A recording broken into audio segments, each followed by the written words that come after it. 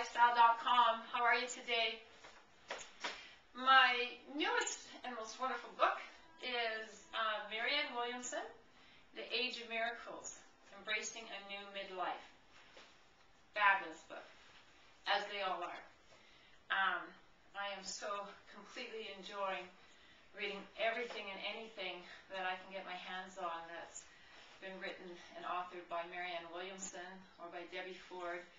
And I'm just finding myself, rereading the books. Marianne Williamson's book, A Return to Love, a guide in the Course of Miracles. Oh my gosh, I would think I'm on my 7th or 8th read of that book. I've actually been studying it, and it's just filling my heart so much, and the same as with this most current book. And basically, the gist, as in all of these books, is, basically the same. It all comes back to the same thing. It all is about, as everything is about love. So truly, once again, which is always my message, it's about loving yourself.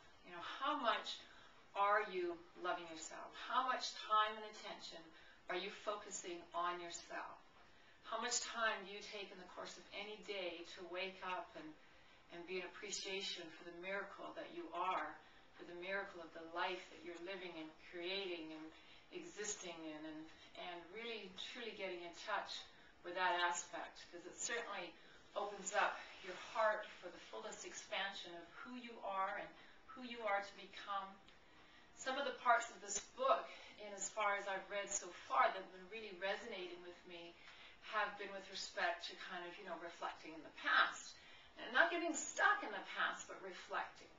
And, we all have places to reflect. We all have things and events and challenges, situations that have occurred in our past that haven't always been the most favorable of experiences.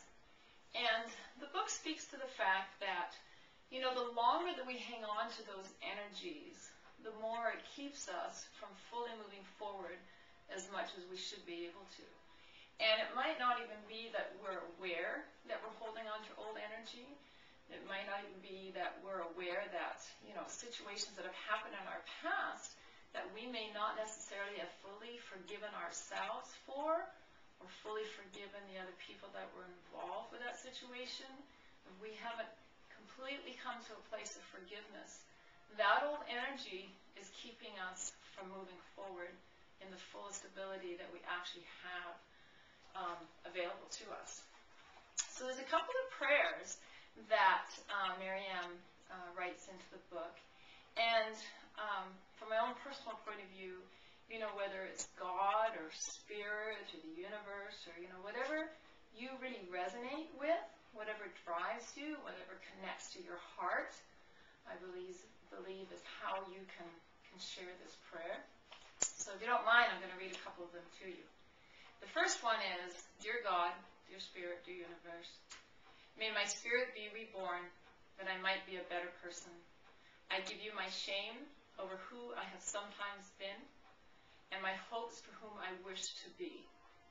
Please receive them both. And the second prayer that I also quite like, again, Dear God, dear Spirit, dear universe, please forgive me the mistakes in my past. May neither I or nor anyone else be bound by them. Please, God, may I begin again. Amen. So, other than the point of the prayer itself, the point of the book and the point of my message is we all have things from our past that are holding us back.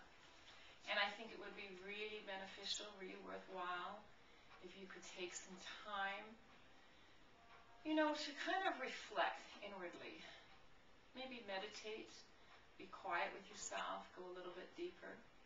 Start asking yourself some of the questions. What is holding you back? What things are you hanging on to? What hurts? What wounds? What sadness? Which things are holding you back and holding you in a place that's keeping you from moving forward to become the fullest expansion of your beautiful self? I know for myself, I've always been a person that's been very interested in personal development since about the age of 16. And I tend to read a lot. I journal a lot. I spend a lot of time in reflection. I spend a lot of time in peace and quiet, kind of going inward. And I really noticing, and have always noticed, but probably in the last few years in particular, the deeper I go into it and the more that I allow myself to bring those feelings that are really uncomfortable, that are really a little bit scary, feelings related to perhaps fear and guilt, shame, anger. I think sometimes it's really difficult for women in particular to admit to being angry because it doesn't look so cool on the surface to think of a woman as being angry. And that's not in any way to depict a person's personality. The point is that our ego allows us and actually encourages us and drives us to maintain a lot of those fearful thoughts, this kind of victimhood, victim mentality type of thinking and beliefs. And for a purpose, so that we can continue to play small. So, the further that we reach out into the pure love that's available for us, the more the ego tries to pull us back and it tries to hang on really tight to us. But if we can take the courage to really allow ourselves to go deep into our hearts and into our minds, into our thoughts and our belief systems, go back a little bit and try to figure out the different situations that have occurred in your life that you maybe don't feel so good about, that you maybe feel a little bit of shame around, a little bit of anger, a little bit of disappointment, a little bit of frustration. Perhaps you're still holding on to some resentment or bitterness towards other people that you feel at the time, or rather your ego felt at the time had wronged you.